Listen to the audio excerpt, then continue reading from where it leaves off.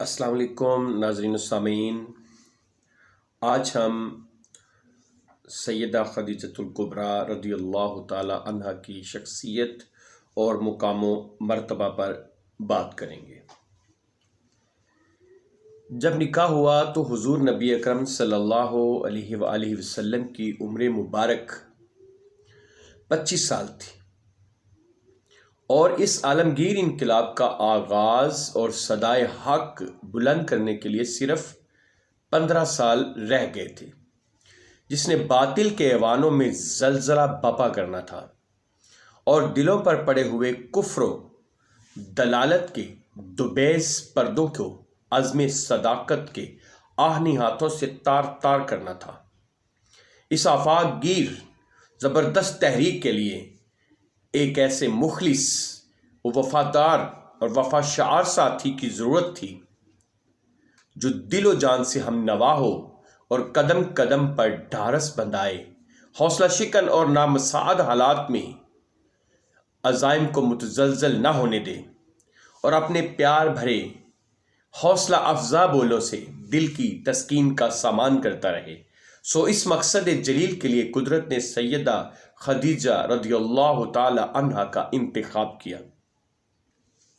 سیدہ خدیجہ رضی اللہ تعالی عنہا نے روز اول ہی سے اپنی چاہتیں نچھاور کر دیں اور وفاؤں کے انمٹ نقوش ثبت کرنا شروع کر دیے۔ بہت جلد حضور صلی اللہ علیہ وسلم نے محسوس فرما لیا کہ سیدہ خدیجہ رضی اللہ تعالی عنہا کے روپ میں صحن خانہ میں خلوص و وفا اور محبت و الفت کی ایک دلکش تصویر چلتی پھرتی ہے۔ لازوال خوشیوں اور شفقتوں نے اس پیکر حسین کا روپ دھار لیا ہے۔ اثار و قربانی، استقامت و استقلال اور عقیدت و مروت کی ساری قدریں ان کی ذات میں ڈھل گئی ہیں۔ وہ ایک وفا پیشہ بیوی ہی نہیں بلکہ آلام و شدائد کی کٹھن ساعتوں میں غم گسار دوست بھی ہے، اور حوصلوں کو جوان رکھنے والی ایک ایسی مددگار ہستی ہیں جن کے عزائم ناقابل شکست اور فکری توانائی ناقابل تسخیر ہیں، جن پر ہر حال میں بھروسہ کیا جا سکتا ہے۔ حضرت نفیسہ بنت منیہ فرماتی ہیں کہ حضرت خدیجہ رضی اللہ تعالی عنہا بڑی ہی ہوش مند، بہادر اور شریف خاتون تھیں۔ اس کے ساتھ اللہ تعالیٰ نے ان کو خیر و برکت سے بھی نواز رکھا تھا۔ وہ قریش میں حسب و نسب، فضل و شرف اور مال و دولت کے لحاظ سے سب سے آگے، افضل و اعلیٰ اور بہت مالدار تھی۔ انہیں طاہرہ اور سیدہ قریش کے لقب سے یاد کیا جاتا تھا۔ ان کی ان بے مثال خصائص و صفات کے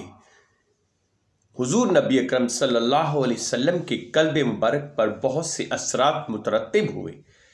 اور آپ کے قلب اطہر میں ان کے لیے خاص مقام پیدا ہو گیا، جس کا اظہار سیدہ عائشہ صدیقہ رضی اللہ تعالی عنہا کے زمانے میں کئی بار ہوا۔ وہ فرماتی ہیں کہ آپ اتنی شدت اور کثرت سے حضرت خدیجہ رضی اللہ تعالیٰ عنہ کا ذکر فرماتے تھے کہ میں حیران ہو جاتی تھی اور میرے اندر عورتوں والی غیرت کے جذبات پیدا ہو جاتے تھے، حالانکہ میں نے ان کو دیکھا تک نہیں تھا اور وہ بہت پہلے ہی وفات پا چکی تھی۔ اصولی طور پر اگر غیرت کھانا تھی تو مجھے زندہ اور موجود بیویوں سے کھانا چاہیے تھی،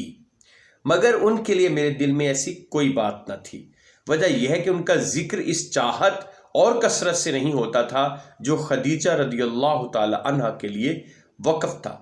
جو غیرت صحیح حضرت خدیجہ کے بارے میں میرے دل میں پیدا ہوئی، حضور نبی اکرم صلی اللہ علیہ وآلہ وسلم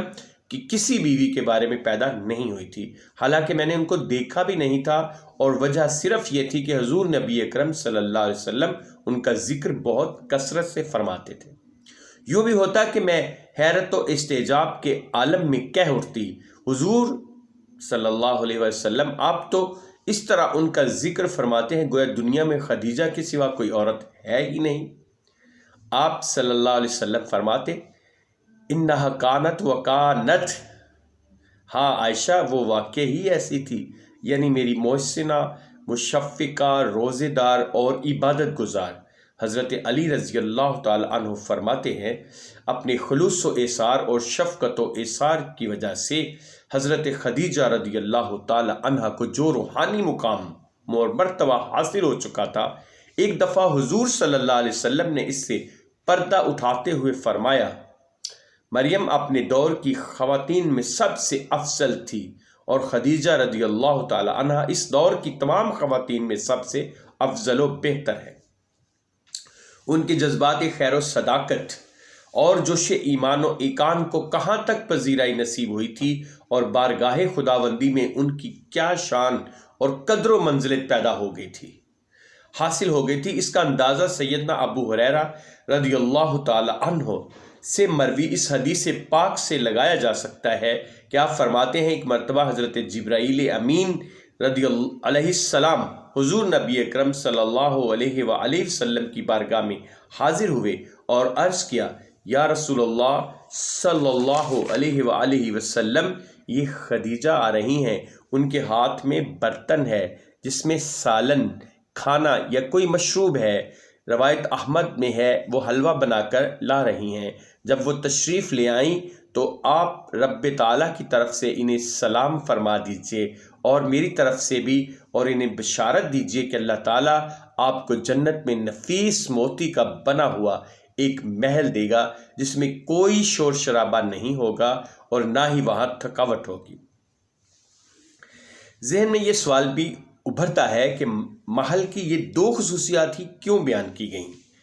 کوئی اور خوبی بھی بیان کی جا سکتی تھی۔ حافظ ابن حجر عسقلانی رحمۃ اللہ علیہ اس کی حکمت کو یوں بیان کرتے ہیں، جب حضور صلی اللہ علیہ وآلہ وسلم نے سب کو دعوت ایمان دی تو حضرت خدیجہ رضی اللہ تعالی عنہا نے اسے برغبت قبول فرمایا۔ اس سلسلے میں لڑائی جھگڑے اور اونچا بولنے کی نوبت نہیں آئی۔ حضرت خدیجہ رضی اللہ تعالی عنہ کی حد تک نبی اکرم صلی اللہ علیہ وسلم کو کوئی تعجب اور مشقت نہ اٹھانا پڑی، بلکہ خود انہوں نے رسول کریم صلی اللہ علیہ وآلہ وسلم سے محنت و مشقت کو دور کیا۔ تنہائی کی گھڑیوں میں موانست کی مشکلات کو دور اور آسان کرنے میں مدد دی۔ اسی مناسبت سے اللہ تعالیٰ نے انہیں جس جنتی محل کی بشارت دی اس میں بھی یہی خوبیاں رکھیں تاکہ وہ ان کے عمل کی جزا بن جائیں۔ مصطفی انقلاب کی اولین خاتون کارکن۔ انقلابی شخصیت کوئی بھی ہو، اپنے خصائل و خصائص، عادات و اطوار اور جذبات و احساسات کے حوالے سے بڑی منفرد اور عام لوگوں سے مختلف ہوتی ہے۔ اگر اس میں یہ نوع انفرادیت نہ ہو تو وہ عوام کو متاثر نہیں کر سکتی، اس لیے اس کا ممتاز و نمایاں ہونا بہت ضروری ہے۔ اس میں مقصد کی بے پناہ لگن ہوتی ہے جو اسے ہمہ وقت بے چین اور مضطرب رکھتی ہے۔ وہ اس کی خاطر اپنا تن من دھن اور سب کچھ قربان کر دیتا ہے، اپنی صحت داؤ پر لگا دیتا ہے اور سارا وقت اسی کو دیتا ہے تاکہ اس میں کامیاب ہو اور منزل قریب تار آئے۔ اور جب منزل حاصل ہو جائے تو پھر بھی اسے قرار نہیں آتا، کیونکہ ذمہ داریوں کا بوجھ بڑھ جاتا ہے جو اسے سرگرم عمل رکھتا ہے، اور پھر پہلے کی طرح بلکہ پہلے سے بھی زیادہ اپنے کاموں میں منہمک یعنی ایبسربڈ ہو جاتا ہے۔ غرض اس کی زندگی میں چین اور سکون کا کوئی لمحہ نہیں آتا، اسے اپنے کھانے پینے اور سونے جاگنے کی بھی کوئی فکر نہیں ہوتی، بس دماغ میں ایک ہی دھن سمائی ہوتی ہے کہ دنیا اس کی ہم قدم اور دمساز ہو جائے، اور جس مقصد عظیم اور منصب جلیل کی طرف وہ اسے بلانا چاہتا ہے ادھر آ جائے۔ دنیا میں ہر درجے اور ہر مقام و مرتبے کے لوگ ہوتے ہیں، چنانچہ جن کی روحیں پاک، دل خلوص سے لبریز اور خدا اور رسول صلی اللہ علیہ وسلم اور قرآن اور دین کی محبت سے سرشار ہوتے ہیں، وہ ایک لگن، مقصد اور جذبہ و جوش لے کر اس کے گروہ میں شامل ہو جاتے ہیں اور ہر قسم کے ایثار و قربانی کا یقین دلاتے ہیں۔ محبت، خدا اور رسول کی خاطر گردنیں کٹانے تک کا وعدہ کرتے ہیں، وقت آنے پر ایسا کر کے دکھا بھی دیتے ہیں اور خدا اور رسول کی بارگاہ میں سرخ رو ہوتے ہیں۔ لیکن جن لوگوں کے اپنے ذاتی دنیاوی مفاد ہوتے ہیں اور اسے حق سمجھتے ہوئے بھی اس کا ساتھ دینے کے لیے تیار نہیں ہوتے، کیونکہ خطرہ ہوتا ہے کہ انقلاب سے ان کی جھوٹی عزتیں ختم ہو جائیں گی، شخصیتوں کے بت پاش پاش ہو جائیں گے اور ان کی صلاحیتوں کا بھانڈا بیچ چوراہے کے پھوٹ جائے گا۔ اس لیے وہ دنیا کی خاطر تقوی اور طہارت، دیانت و امانت، علم و عمل کو داؤ پر لگا دیتے ہیں، کمر کس کر میدان میں آ جاتے ہیں اور حق کی مخالفت و عداوت کو پیشہ بنا لیتے ہیں۔ ان لوگوں کی کامیابی اسی میں ہوتی ہے کہ وہ انقلابی شخصیت کی کردار کشی کریں، اس پر جھوٹے الزامات لگائیں اور اسے منظر سے ہٹانے کی ہر ممکن کوشش کریں تاکہ لوگ اس کی مقناطیسی شخصیت، گفتگو کے سحر اور خلوص و صداقت سے متاثر ہو کر اس کے گروہ میں شامل نہ ہونے پائیں۔ وہ تمام برائیاں جو ان کی اپنی ذات میں ہوتی ہیں وہ اس انقلابی شخصیت کے سر تھوپتے ہیں، مگر ایک دن ان کا طلسم پاش پاش ہو جاتا ہے اور عوام حق و صداقت کی روشنی پہچان لیتے ہیں اور دین و ایمان کے پرچم تلے آ جاتے ہیں۔ جب نبی اکرم رسول رحمت سید عرب و عجم حضور احمد مجتبیٰ محمد مصطفیٰ صلی اللہ علیہ وسلم نے دور ظلمت میں مصطفی انقلاب کا نعرہ لگایا اور لوگوں کو دعوت حق دی تو باطل پرست اور پلے ہوئے بڑے بڑے بتوں کے ماتھے پر بل پڑ گئے۔ انہیں انقلاب سے خطرہ محسوس ہونے لگا۔ انہوں نے مخالفت کا طوفان کھڑا کر دیا کہ ساحر ہے، مجنوں ہے، کاہن ہے وغیرہ وغیرہ، نعوذ باللہ من ذالک۔ اس جھوٹے اور باطل پروپیگنڈے سے حضور صلی اللہ علیہ وسلم کے دل مبارک پر اثر بھی ہوا، جسے قرآن حکیم میں یوں بیان کیا گیا ہے۔ اور ہم جانتے ہیں کہ ان لوگوں کی باتوں سے آپ کا قلب انور بوجھل ہوتا ہے، سورہ الحجر، مگر اس کے باوجود آپ صلی اللہ علیہ وسلم نے اپنا مشن جاری رکھا اور آوازہ حق بلند کرتے رہے۔ سعادت مند لوگوں نے لپک لپک کر لبیک کہا اور قافلہ عشق و مستی میں شامل ہو گئے۔ قائد تحریک کو ایسے لوگوں سے بہت پیار ہوتا ہے جو مخالفت کے طوفانوں میں بھی ساتھ نہ چھوڑیں اور تحریک کا پیغام لے کر آگے بڑھتے رہیں اور مشن کو پس منظر میں نہ جانے دیں۔ حضرت خدیجہ رضی اللہ تعالی عنہا مصطفی انقلاب کے ہراول دستے کی ایک ایسی مخلص اور انتھک کارکن تھیں جنہوں نے اس وقت ساتھ دیا جب دشمنی کی آندھیاں چل رہی تھیں اور اس وقت ایمان لائی جب فضا کفر سے آلودہ تھی۔ مشن کے فروغ کی خاطر ساری دولت اس وقت صرف کی جب سرمایہ کی سخت ضرورت تھی، غرض ہر میدان میں اور ہر طرح سے بھرپور تعاون کیا اور تحریک کے مقاصد کو نظروں سے اوجھل نہیں ہونے دیا۔ حضور صلی اللہ علیہ وآلہ وسلم نے ان جذبات کی اس طرح قدر افزائی فرمائی کہ حضرت خدیجہ رضی اللہ تعالی عنہ کی قربانیوں کو ہر موقع پر سراہا، شاندار لفظوں میں ان کا ذکر کیا اور کبھی ان کی مساعی کو نظروں سے اوجھل نہ ہونے دیا۔ جب بھی یاد آئیں تو آنکھیں اشک بار ہو گئی اور ان کا کوئی عزیز آ گیا تو اسے خوب نوازا۔ حضرت عائشہ صدیقہ رضی اللہ تعالی عنہ فرماتی ہیں، بس اوقات آپ بکری ذبح فرماتے پھر اس کے ٹکڑے کر کے حضرت خدیجہ رضی اللہ تعالی عنہ کی سہیلیوں کے گھر بھی بھیج دیتے تھے۔ صحیح البخاری۔ حضور اکرم صلی اللہ علیہ وسلم کی صاحبزادی حضرت زینب رضی اللہ تعالی عنہ کے شوہر ابو العاص جنگ بدر میں گرفتار ہو گئے۔ یہ اس وقت کی بات ہے جب مشرکوں سے نکاح کی ممانعت کا حکم ابھی وارد نہیں ہوا تھا، اس لیے دیگر اسیران جنگ کی طرح ان سے بھی کہا گیا کہ اپنا زر فدیہ ادا کریں، تب آزادی نصیب ہوگی۔ انہوں نے حضرت زینب رضی اللہ تعالی عنہ کو کہلا بھیجا کہ میری آزادی کے لیے فدیہ کی رقم بھیجیں۔ حضرت زینب رضی اللہ تعالیٰ کو جب یہ پیغام ملا تو پریشان ہو گئیں۔ اس وقت ان کے پاس کوئی رقم موجود نہ تھی۔ ان کے پاس حضرت خدیجہ رضی اللہ تعالی عنہ کا ایک ہار تھا جو انہیں جہیز میں ملا تھا، انہوں نے وہی ہار بھیج دیا۔ جب وہ ہار حضور نبی اکرم صلی اللہ علیہ وسلم کی بارگاہ میں پیش کیا گیا تو آپ صلی اللہ علیہ وسلم نے اسے پہچان لیا اور حضرت خدیجہ رضی اللہ تعالی عنہا یاد آ گئیں۔ مبارک آنکھوں سے آنسو رواں ہو گئے۔ صحابہ اکرام رضوان اللہ تعالی اجمعین بھی رونے لگے۔ انہوں نے عرض کی، یا رسول اللہ، فدا کا ابی و امی صلی اللہ علیہ وآلہ وسلم، آپ یہ ہار بیٹی کو واپس فرما دیں، ہم فدیہ کی رقم خود ادا کر دیتے ہیں۔ حضرت عائشہ صدیقہ رضی اللہ تعالی عنہ راوی ہیں کہ ایک دفعہ حضرت خدیجہ رضی اللہ تعالیٰ عنہ کی بہن جن کا نام حالہ تھا وہ ہمارے گھر آئیں اور اذن طلب کرنے کے لیے آواز دی۔ ان کی آواز حضرت خدیجہ رضی اللہ تعالی عنہا سے بہت ملتی تھی۔ پھر کیا تھا؟ یہ آواز سن کر حضور صلی اللہ علیہ وسلم کو حضرت خدیجہ رضی اللہ تعالی عنہا یاد آ گئی اور حیرت و مسرت کے عالم میں بے ساختہ پکار اٹھے، یا اللہ، یہ تو حالہ لگتی ہے۔ حضرت عائشہ رضی اللہ تعالیٰ کہتی ہیں کہ مجھے غیرت آ گئی۔ میں نے کہا، آپ قریش کی ایک بوڑھی خاتون کو کیا ہر وقت یاد کرتے رہتے ہیں جنہیں فوت ہوئے عرصہ ہو گیا ہے، اور دانت گر جانے کے باعث ان کے سرخ سرخ مسوڑے نظر آتے تھے، حالانکہ اللہ پاک نے آپ کو اس سے بہتر بیوی عطا فرما دی ہے۔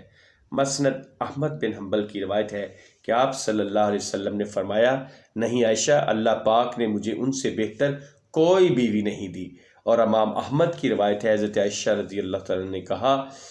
اللہ پاک نے بوڑھی عورت کے بدلے آپ کو ایک کمسن بیوی عطا کر دی ہے، پھر آپ اسے کیوں یاد کرتے ہیں؟ یہ سن کر حضور صلی اللہ علیہ وسلم کو جلال آ گیا، یہاں تک کہ مجھے کہنا پڑا، یا رسول اللہ صلی اللہ علیہ وسلم، مجھ سے غلطی ہو گئی،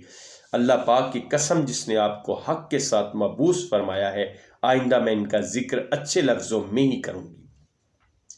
یہ شرف و خصوصیت بھی حضرت خدیجہ رضی اللہ تعالی عنہا ہی کو حاصل ہے کہ آپ حضور صلی اللہ علیہ وسلم کی تمام اولاد کی ماں ہیں۔ صرف جناب ابراہیم علیہ السلام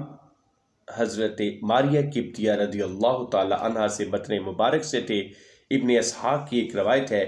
کہ حضرت خدیجہ رضی اللہ تعالی عنہا نے حضور نبی اکرم صلی اللہ علیہ وسلم کے تمام بچوں کو جنم دیا سوائے حضرت ابراہیم علیہ السلام کے۔ ان کی اسماء گرامی یہ ہیں: حضرت قاسم رضی اللہ تعالیٰ عنہ،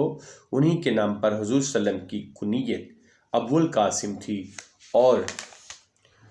طیب اور حضرت طاہر رضوان اللہ تعالیٰ اجمعین، اور 4 صاحبزادیوں کے اسماء گرامی یہ ہیں: حضرت زینب، حضرت رقیہ، حضرت ام کلثوم اور سیدہ فاطمہ الزہرا سلام اللہ علیہما۔ حضرت قاسم رضی اللہ تعالیٰ عنہ پلوٹھی کے تھے۔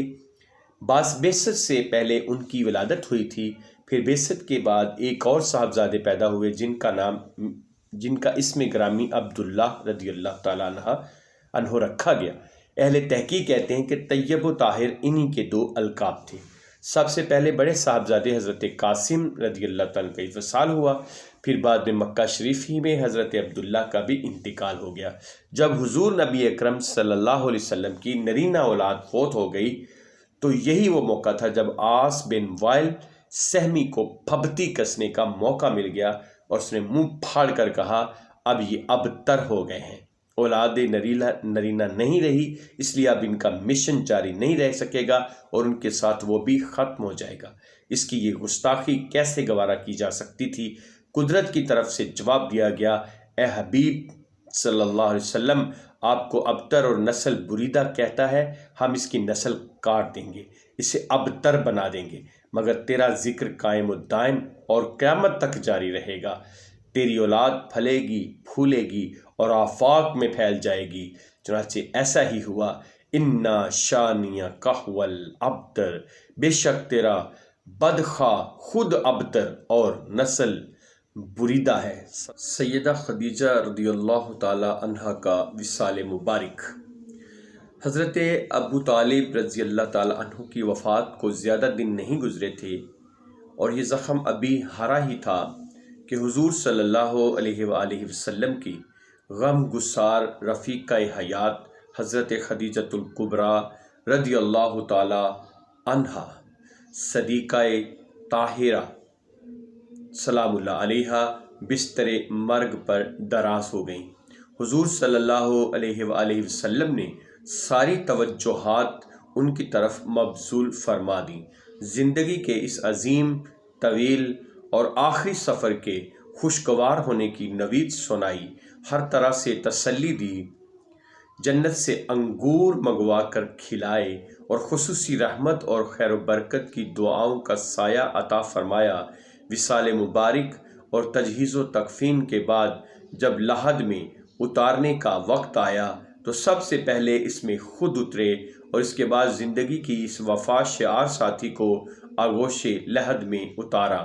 انوار و برکات کا توشہ ساتھ دیا۔ اس وقت حضرت خدیجہ رضی اللہ تعالی عنہا طیبہ،